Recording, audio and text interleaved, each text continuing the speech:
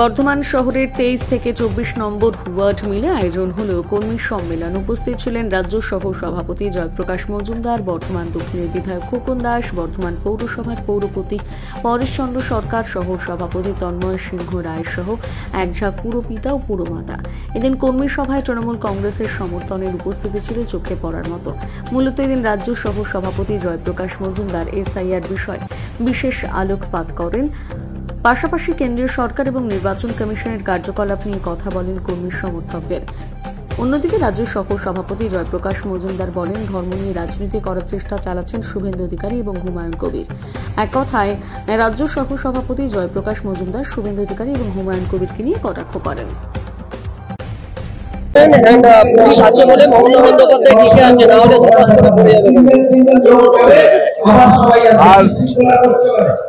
ধর্ম নিয়ে রাজনীতি করে বাংলায় মিডিয়া আছে বলে বিজেপি আছে।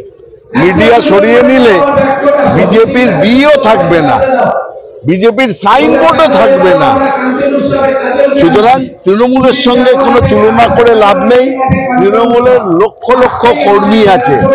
যে দলটা রাজ্য সভাপতি নির্বাচিত হওয়ার 6 মাসের মধ্যে রাজ্য কমিটি তৈরি করতে পারে না, তার পূর্বতন সভাপতি মুখে এইসব বড় বড় কথা মানায় না।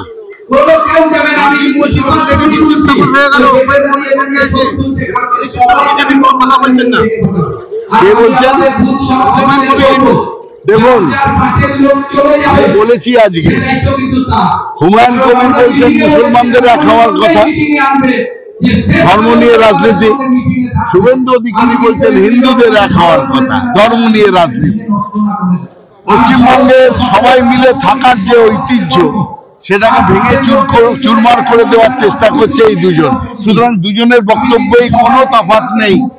একই মুদ্রার এপাশে শুভেন্দুর মুখ, ও পাশে হুমায়ুন কবিরের মুখ। তারা শুধু হিন্দু মুসলমানে ঝগড়া বাঁধাবার চেষ্টা করছে, এই দুই আততায়ী।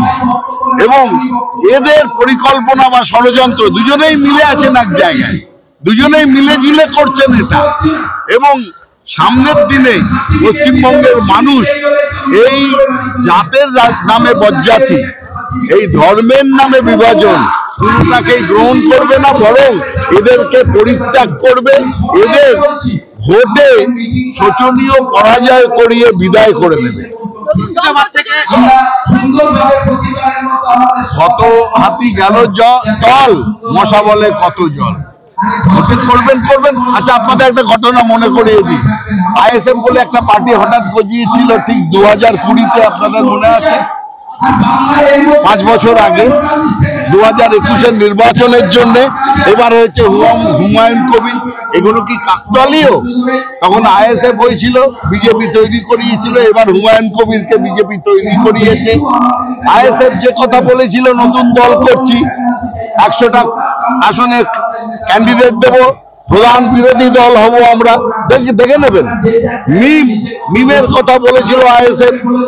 মিমের প্রধান কলকাতায় এসে আইএসএফ এর সিদ্দিকীদের সঙ্গে বসেছিলেন। সেটা 2020-র কথা। 2021-এ কি হয়েছিল আপনারা জানেন। সিপিএম নেই, কংগ্রেস নেই, আইএসএফ একটা সিট।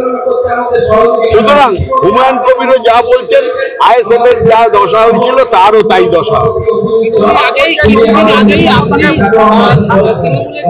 কথা বলছিলেন এবং আপনি হিন্দু মুসলিম নিয়ে কথা বলছিলেন কিছুদিন আগে, মানে আপনি বিজেপিতে ছিলেন, আজকে আপনি সেটা উল্টো বলছেন। না, উল্টো কিছু বলছি না। তখনও বলেছিলাম সব ধর্মের সমন্বয় দরকার, আজকেও বলছি সব ধর্মের সমন্বয়। যে কারণে বিজেপির সঙ্গে আমার মতবিরোধ, যে সারা ভারতবর্ষ হচ্ছে ধর্ম নিরপেক্ষ, ধর্মের রাজনীতি করা যায় না, সংবিধান বিরোধী। এই একটা কারণেই মতবিরোধ, যে সংবিধান বিরোধী জায়গায় যাওয়া যায় না। এবং আজকেও সেই কথাই বলছি যে সর্বধর্ম সমন্বয়, সবাইকে সঙ্গে নিয়েই করতে হবে। আর রাজনীতি করতে গেলে উন্নয়নের রাজনীতি করতে হবে, মানুষকে পজিটিভ কথা বলতে হবে।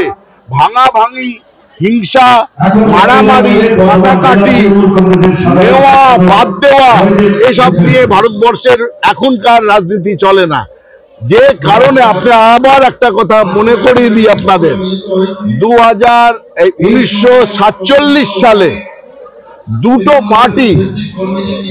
তৎকালীন দুটো পার্টি দেশভাগ চেয়েছিল, একটি মুসলিম লীগ মোহাম্মদ আলী জিন্নাহ, আর একটা হিন্দু মহাসভা, তার নেতা ছিলেন সাভারকার। আপনারা ইতিহাস দেখে নেবেন। দুদলই এই দুজন বলেছিলেন আমরা বিভাজিত ভারতবর্ষ চাই। একজন বলছে হিন্দুদের ভারতবর্ষ, আরেকজন বললেন মুসলমানদের পাকিস্তান। আর আজকে দেখুন 80 বছর হয়ে গেছে, সেই বিজেপি যারা স্বাধীনতা সংগ্রামে কোনো অংশগ্রহণ করেননি, বিজেপি পার্টি ছিল না, আজকে তারা ওই সাভারকারের বক্তব্য ধরেই বলছে ভারতবর্ষের মধ্যে শুধু হিন্দু থাকবে, আর আরেক দল বলছে মুসলিমরা লড়ে নেবে। এই যে বিভাজন, এটাকেই দূর করার জন্য মমতা বন্দ্যোপাধ্যায় দরকার। মমতা বন্দ্যোপাধ্যায়কে শুধু বাংলায় নয়, সর্বধর্ম সমন্বয় এবং সংবিধান মেনে ভারতবর্ষকে উন্নয়নের পথে এগিয়ে নিয়ে যাওয়ার জন্য বিজেপিকে তাড়িয়ে সর্বভারতীয় ক্ষেত্রেও মমতা বন্দ্যোপাধ্যায়কে দরকার। আপনি বললেন আইএসএফ নিয়ে গতকাল কে বলছেন? আবার বলছি, সে 2020-তেও বলেছিলেন, 21-এ বলেছেন, আবার 2025-এ বলছেন। এসব কথার কোনো গুরুত্ব নেই।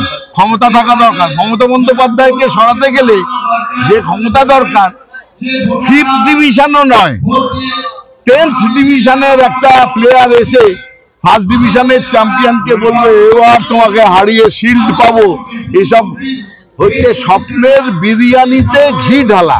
যত ইচ্ছে স্বপ্নের বিরিয়ানিতে আপনি ঘি ঢালতে পারেন, মুখের কথার ওপর ট্যাক্স নেই। বলছেন, বলতে দিন।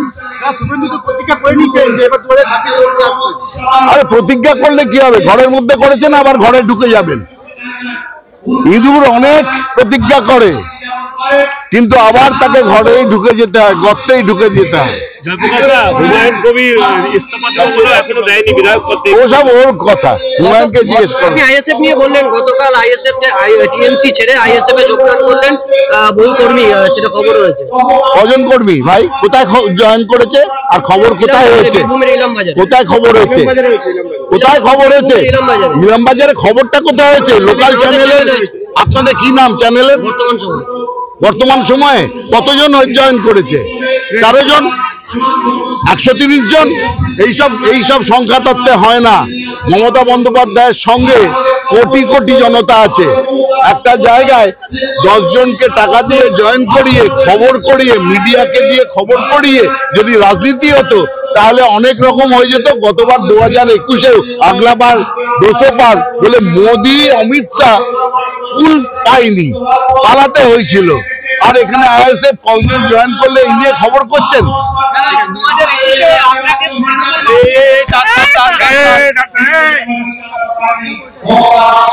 এটা আমাদের রুটিন ম্যাপ অনুযায়ী রুটিন ব্যাপার। এটা প্রতিবারই গণবিবাহের পরের দিন আমরা রক্তদান শিবির করি, তারপরের দিন আমরা আমাদের 23-24 নম্বর ওয়ার্ডের কর্মীদের নিয়ে একটা প্রশিক্ষণ শিবির করি। সেটাই আজকে আমাদের 23-24 নম্বর ওয়ার্ডের সেই প্রশিক্ষণ শিবির চলছে। আমাদের উদ্বোধন করলেন রাজ্য তৃণমূল কংগ্রেসের সহসভাপতি জয়প্রকাশ মজুমদার মহাশয়। তাছাড়া আমাদের এই সম্মেলনে বর্ধমান পৌরসভার পৌরপতি সহ এক ঝাঁক কাউন্সিলর আমাদের এই কর্মী সম্মেলনে রয়েছে, নেতৃত্বরা রয়েছে। আপনারা জানেন যে হাজারে হাজারে মানুষ যারা আমাদের 23-24 নম্বর ওয়ার্ডের কর্মী সম্মেলনে প্রতি বছরের মতো এবারও যোগ দিয়েছে। এবার আমাদের এই সম্মেলনের মূল ইস্যু হচ্ছে এসআইআর, এবং বাংলা ভাষায় কথা বললে বিজেপি শাসিত রাজ্যে আমাদের বাঙালিদের ওপর যে অত্যাচার হচ্ছে, সেটাই হচ্ছে আমাদের এই সম্মেলনের এবার মূল ইস্যু। এই ইস্যুকে সামনে রেখে আজকে আমাদের কর্মী সম্মেলন অনুষ্ঠিত হচ্ছে।